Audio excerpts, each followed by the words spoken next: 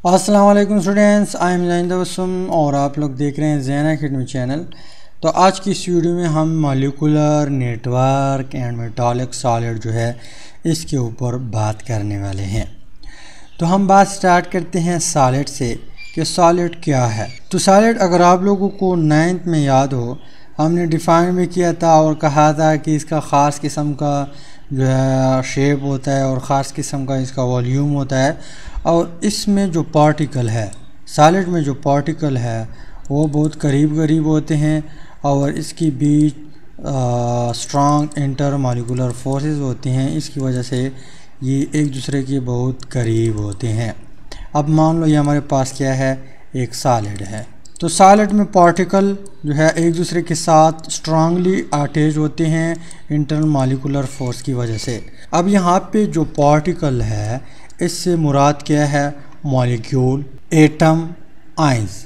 कहने का मतलब ये है कि ये जो सॉलिड है इसमें जो पार्टिकल है, ये पार्टिकल या तो मॉलिक्यूल होगा या एटम होगा या आयन होंगे यहाँ पे।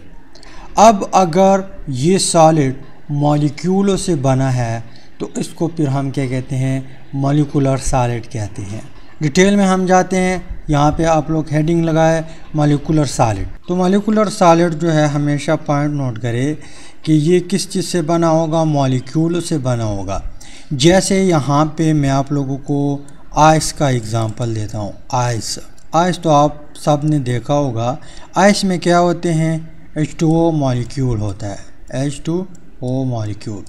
यहाँ पे एक मॉलिक्यूल, इस तरह करोड़ों के मॉलिक्यूल होते हैं जो एक दूसरे के साथ इंटर मॉलिक्यूलर फोर्स की वजह से क्या होते हैं, बॉन्डेड होते हैं और इनसे एक सॉलिड बन जाता है जिसको हम क्या कहते हैं, आइस कहते हैं। अब H2O क्या है, हमारे पास मॉलिक्यूल है। क्या है, मॉलिक्यूल है। तो मॉलिक्यूल से क्या बना, सॉलिड बना। इस किस्म सॉलिड को हम नाम देते हैं मॉलिक्यूलर सॉलिड। अब यहाँ पे मॉलिक्यूल जो है, मॉलिक्यूल हमारे पास दो किस्म के हैं। कितने किस्म के हैं, दो किस्म के। एक होता है पोलर मॉलिक्यूल, दूसरा होता है नॉन पोलर मॉलिक्यूल। अब पोलर मॉलिक्यूल आप लोग जानते होंगे, ऐसा मॉलिक्यूल जिसमें पोल आ जाए, जैसे यहाँ पे पार्शल नेगेटिव, यहाँ पे पार्शल पॉजिटिव, तो यहाँ पे पोल क्रिएट हुए। इस तरह मॉलिक्यूल को हम पोलर मॉलिक्यूल कहते हैं। तो मॉलिक्यूलर सॉलिड जो है ये पोलर मॉलिक्यूल से भी बन सकता है। इसके अलावा यहाँ पे मॉलिक्यूलर सॉलिड जो है ये नॉन पोलर मॉलिक्यूल से भी बन सकता है। अब कैसे बनता है, यानी यहाँ पे जो सॉलिड है मॉलिक्यूलर सॉलिड, वो बनता कैसे है, तो वो हमारे पास जो इंटर मॉलिक्यूलर फोर्सेस है, इंटर मॉलिक्यूलर फोर्सेस, उस फोर्सेस की वजह से यहाँ पे मॉलिक्यूलर सॉलिड बनता है। अब इंटर मॉलिक्यूलर फोर्सेस कौन कौन से हैं, तो इंटर मॉलिक्यूलर फोर्सेस या वंडरवाल फोर्सेस, इसको हम एक साथ वंडरवाल फोर्सेस भी कहते हैं। ये कौन कौन से फोर्सेस है, यहाँ पे आप लोग देख ले, हाइड्रोजन बॉन्डिंग है, डाइपोल डाइपोल फोर्सेस है, इसके अलावा लंदन डिस्पर्जन फोर्सेस है। अब यहाँ पे एक और पॉइंट नोट करें कि जब पोलर मॉलिक्यूल हो, जैसे यहाँ पे आप लोगों को H2O नज़र आता है या कोई और पोलर मॉलिक्यूल है, उसमें जो फोर्स ऑफ अट्रैक्शन है वो या तो हाइड्रोजन बॉन्डिंग होगा या डाइपोल डाइपोल फोर्सेस होगा। उसकी वजह से, इन दोनों फोर्स की वजह से या ये होगा या ये होगा। इस फोर्स की वजह से वो मॉलिक्यूल एक दूसरे के साथ स्ट्रांगली बॉन्डेड होते हैं और वो एक सॉलिड बनाता है। लेकिन अगर मॉलिक्यूल नॉन पोलर हो, क्या हो, मॉलिक्यूल नॉन पोलर हो, जैसे हमारे पास आयोडीन है, आयोडीन I2, यहाँ पे फोर्स जो है वो कौन सा फोर्स है, लंदन डिस्पर्जन फोर्स। इस फोर्स की वजह से आयोडीन एक दूसरे के साथ जुड़े होते हैं, बॉन्ड बनाते हैं, यानी इंटरमॉलिक्यूलर फोर्स होता है जिसकी वजह से वो एक दूसरे के साथ स्ट्रांगली अटैच होते हैं और यहाँ पे सॉलिड बन जाता है। अब एक और भी पॉइंट है, लेकिन उससे पहले यहाँ पे मैं आप लोगों को चंद एग्जांपल देता हूँ। जैसे मान लो हमारे पास पोलर मॉलिक्यूल है। क्या है, पोलर मॉलिक्यूल है।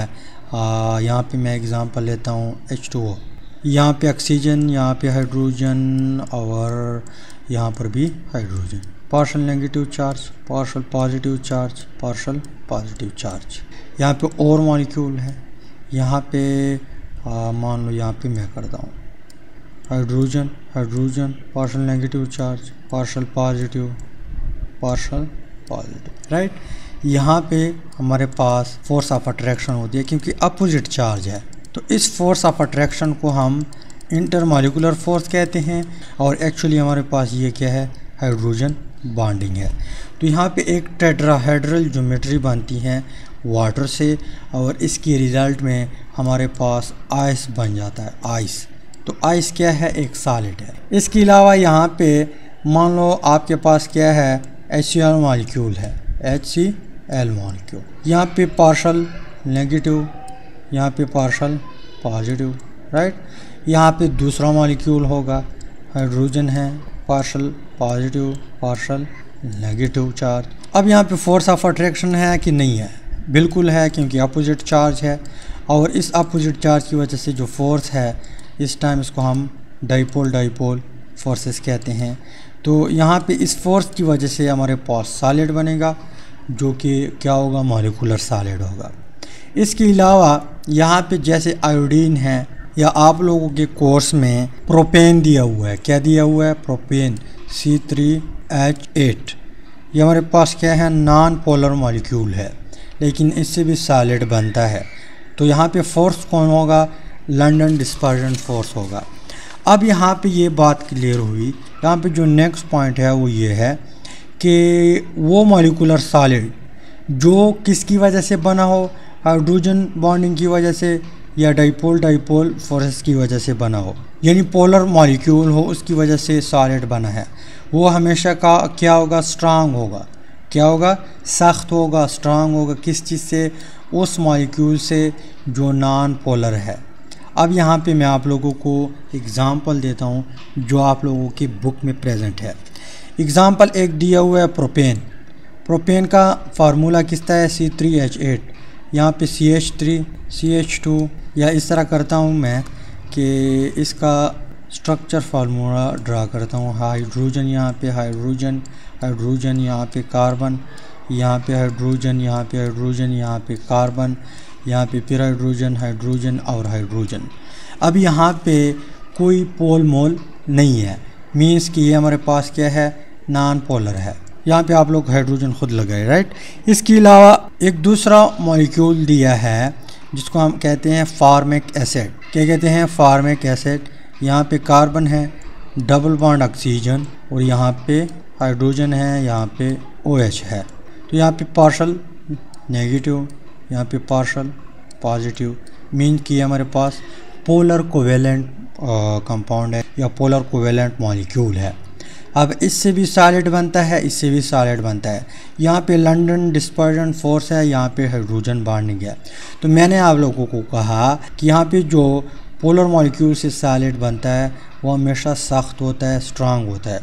यहाँ पे अगर आप लोग देख ले, इनका जो मॉलिक्यूलर मास है वो भी क्या है, सेम है। यहाँ पे कार्बन देख ले, 3 कार्बन, 12 3 36। इसके अलावा यहाँ पे 3 हाइड्रोजन, 8 हाइड्रोजन है। तो 36 और 8 ये आता है 44। इसके अलावा यहाँ पे आप लोग देख ले 2 ऑक्सीजन है तो 32 + 12 और यहाँ पे 2 हाइड्रोजन है +2, तो 32 + 12 44 46। तकरीबन इसका जो मॉलिक्यूलर मास है वो क्या है, सेम है, यानी थोड़ा बहुत फ़र्क है पर सेम है। लेकिन यहाँ पे आप लोग देख ले ये कितना सख्त है। जब हम इसको मेल्ट करते हैं, क्या करते हैं, मेल्ट करते हैं, यानी इसका जो मेल्टिंग पॉइंट है वो है -190 डिग्री सेंटीग्रेड। अरे भाई कितना कम है, -190 डिग्री सेंटीग्रेड, यानी इस टेम्परेचर पे ये मेल्ट होता है। मेल्ट क्या है, मेल्टिंग पॉइंट आप लोग जानते होंगे, वो टेम्परेचर जिस पे कोई सॉलिड लिक्विड में कन्वर्ट हो जाए।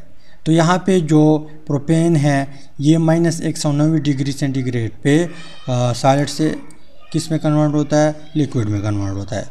लेकिन यहाँ पे अगर हम फार्मिक एसिड देख ले, यहाँ पे हाइड्रोजन बॉन्डिंग है, वहाँ पे लंदन डिस्पर्जन फोर्स था, वो भी सॉलिड था, ये भी सॉलिड है। यहाँ पे हाइड्रोजन बॉन्डिंग है तो ये स्ट्रॉन्ग सॉलिड है। क्या है, स्ट्रॉन्ग सॉलिड।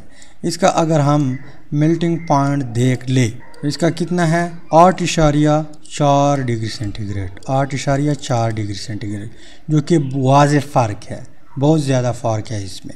तो इन शॉर्ट ये कि जो मॉलिक्यूलर सॉलिड है वो अगर पोलर कोवेलेंट कंपाउंड से बना हो वो स्ट्रांग होगा, सख्त होगा, उससे जो नॉन पोलर से बना हो अगर मॉलिक्यूलर मास जो है वो तकरीबन सेम हो। तो यहाँ पे मॉलिक्यूलर सॉलिड क्या है, वो सॉलिड जो मॉलिक्यूल से बना हो उसको हम सिंपल क्या कहते हैं, मॉलिक्यूलर सॉलिड कहते हैं। दूसरा जो सॉलिड है नेटवर्क सॉलिड, नेटवर्क सॉलिड को हम क्या कहते हैं, एटॉमिक सॉलिड भी कह सकते हैं। Network solid are also called atomic solid. तो यहाँ पे इसको एक दूसरा नाम भी हम देते हैं कोवेलेंट सॉलिड, या एटॉमिक सॉलिड भी हम कहते हैं, कोवेलेंट सॉलिड भी हम कहते हैं, नेटवर्क सॉलिड भी इसका एक नाम है। अब नेटवर्क सॉलिड में यहाँ पे नाम से भी इंडिकेट करता है एटॉमिक सॉलिड कि ऐसा सॉलिड जो एटम से बना हो, किससे बना हो, वहाँ पे ऊपर मॉलिक्यूल से बना हो, यहाँ पे जो पार्टिकल है उससे क्या मुराद है, एटम। तो ऐसे सॉलिड को हम क्या कहते हैं, नेटवर्क सॉलिड कहते हैं। अब यहाँ पे जो फोर्स ऑफ अट्रैक्शन होगा, ऊपर हमारे पास अगर प्रीवियस वीडियो याद हो इंट्रा और इंटर मॉलिक्यूलर फोर्स हम डिस्कस कर चुके हैं। तो यहाँ पे हमारे पास ऊपर क्या था, इंटर मॉलिक्यूलर फोर्स, यहाँ पे इंट्रा मॉलिक्यूलर फोर्स है जो कि बहुत स्ट्रांग है। क्या है, बहुत स्ट्रांग है, यानी उसको हम कोवेलेंट बॉन्ड भी कहते हैं। जैसे मान लो आपके पास एक एटम है ए, ये बॉन्डेड है किसी दूसरे एटम से कोवेलेंटली, और यहाँ पे इस किसी और से, और यहाँ पे किसी और से, और इस तरह नेटवर्क जो बना है, इस तरह सॉलिड को हम क्या कहते हैं, एटॉमिक सॉलिड कहते हैं। तो कहने का मतलब ये है कि जो फोर्स ऑफ अट्रैक्शन है यहाँ पे एटमों के बीच, जिसकी वजह से ये एक दूसरे के साथ स्ट्रांगली अटैच होते हैं, जिसकी वजह से ये सॉलिड सख्त भी है, ये कौन सा फोर्स है, यहाँ पे इंट्रा मॉलिक्यूलर फोर्स है। क्या है, इंट्रा मॉलिक्यूलर फोर्स, और कोवेलेंट बॉन्ड है इसके बीच, इसी वजह से हम इसको कोवेलेंट सॉलिड भी कहते हैं। और ये एटम से बना होता है, इसी वजह से यहाँ पे इसको हम एटॉमिक सॉलिड भी कहते हैं। और ये एक नेटवर्क फॉर्म में होता है, इसी वजह से हम इसको नेटवर्क सॉलिड भी कहते हैं। तो यहाँ पे आप लोगों के कोर्स में 2 एग्जांपल दिए हैं कि ग्रेफाइट जो है और डायमंड जो है, ये हमारे पास क्या है, एग्जांपल है नेटवर्क सॉलिड के। और बात करते हैं कि डायमंड जो है उसमें एक कार्बन कोवेलेंटली बॉन्डेड होता है 4 और कार्बन से, और ग्रेफाइट जो है वो एक कार्बन 3 और कार्बन से बॉन्डेड होते हैं और एक नेटवर्क बनाता है। जैसे यहाँ पे मैं आप लोगों को स्ट्रक्चर दिखाता हूँ। हमारे पास ये क्या है, कार्बन है, कार्बन क्या है, एटम है। इसके अलावा ये किसी और के साथ जुड़ा है, यहाँ पे एक दूसरा कार्बन, बीच में क्या है, कोवेलेंट बॉन्ड, यहाँ पे एक और कार्बन है, यहाँ पे एक और कार्बन है, और यहाँ पे एक और कार्बन है। तो 4 कार्बन के साथ अटैच हुआ।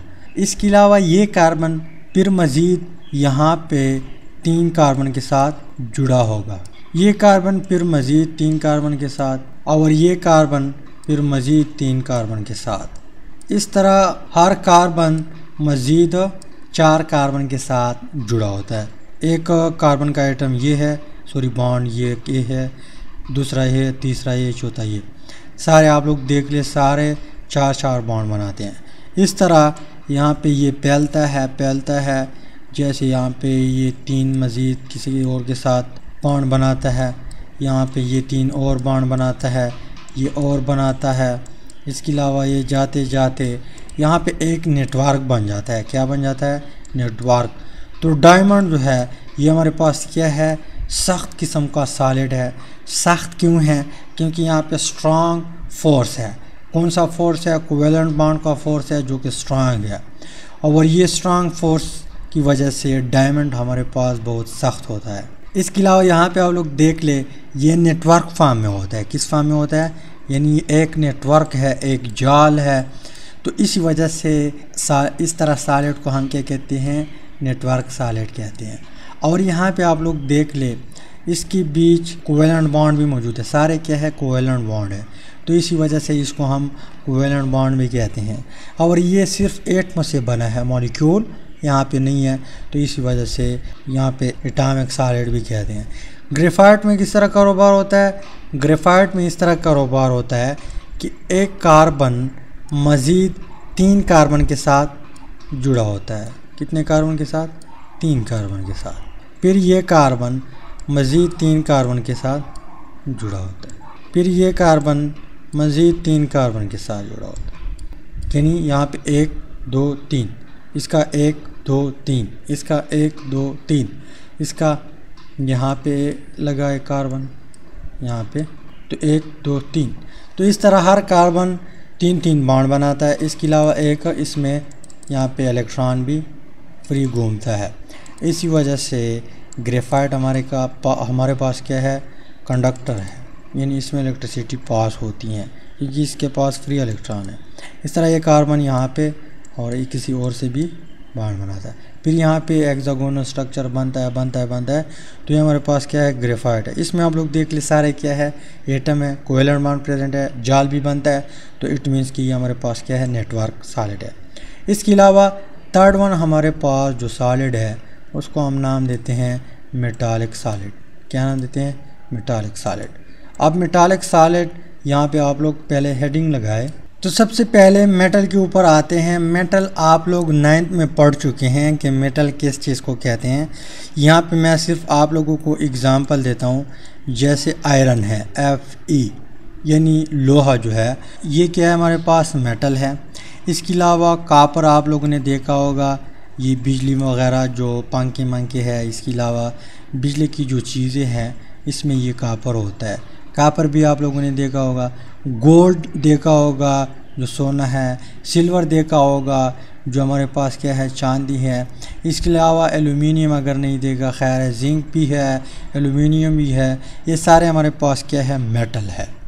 तो ये किस फॉर्म में होते हैं? मेटल किस? आयरन देख ले, लोहा जो है उसको देख ले, वो क्या है? सॉलिड है कि नहीं है? सॉलिड है। इस तरह कॉपर सॉलिड है। इसके अलावा सोना जो है वो सॉलिड है। इसके अलावा जो चांदी है वो क्या है? सॉलिड है। तो ये क्यों सॉलिड है? कैसे सॉलिड बनता है? ये इस तरह सॉलिड बनता है कि मान लो आपके पास क्या है? ये एक वायर है कॉपर का। क्या है? एक तार है, एक वायर है कॉपर का। इस तरह कलर का होता है, आप लोगों ने देखा होगा कॉपर। तो अगर हम इस वायर को जूम करके बड़ा करके देख ले तो यहाँ पे ये इतना हमने क्या किया? बड़ा किया, यानी किसी माइक्रोस्कोप के नीचे रखा, हमने देखा और ये हमें इतना नज़र आया। यहाँ पे फ़र्ज़ ही लेता हूँ, इस तरह नहीं होता कि माइक्रोस्कोप के ज़रिए आप लोगों को नज़र आ जाए, लेकिन यहाँ पे मैं सिर्फ समझाने के लिए बात करता हूँ। तो ये हमारे पास क्या है? कॉपर है। अब यहाँ पे इसमें सारे क्या होंगे? कॉपर के एटम होंगे। Cu होगा, यानी यहाँ पे अरबों की तादाद में कॉपर एटम प्रेजेंट होंगे, राइट। तो मेटल जो है, मेटल का जो लास्ट वन इलेक्ट्रॉन है, इसकी जो लास्ट शेल में इलेक्ट्रॉन है वो लूजली बॉन्डेड होता है। उसके ऊपर न्यूक्लियस का पकड़ जो है काफ़ी कम होता है, तो ये एक इलेक्ट्रॉन लूज़ करता है। तो यहाँ पे कॉपर ने इलेक्ट्रॉन क्या किए हैं? बहुत सारे, यहाँ पे अरबों की तादाद में क्या है? कॉपर है। सब ने एक एक इलेक्ट्रॉन लूज़ किया है। तो यहाँ पे एक सी बन चुका है किस चीज़ का? इलेक्ट्रॉनों का। या यहाँ पे मैं किसी और कलर से शो करता हूँ। नेगेटिव चार्ज, इलेक्ट्रॉन,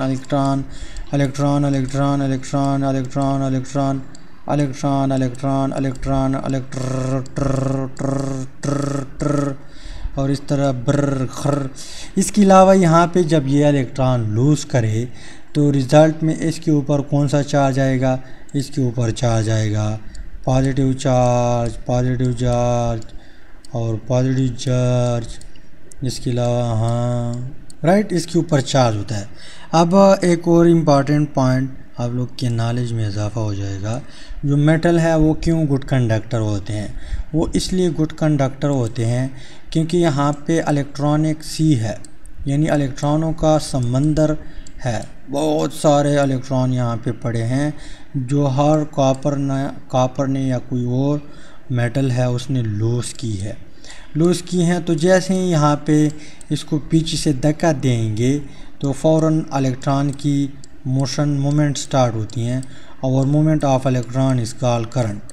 तो इसलिए हमारे पास क्या है, गुड कंडक्टर होते हैं मेटल। तो यहाँ पे कॉपर के ऊपर पॉजिटिव चार्ज आया, यहाँ पे इलेक्ट्रॉनिक सी है, सारे नेगेटिव चार्ज या इलेक्ट्रॉन है।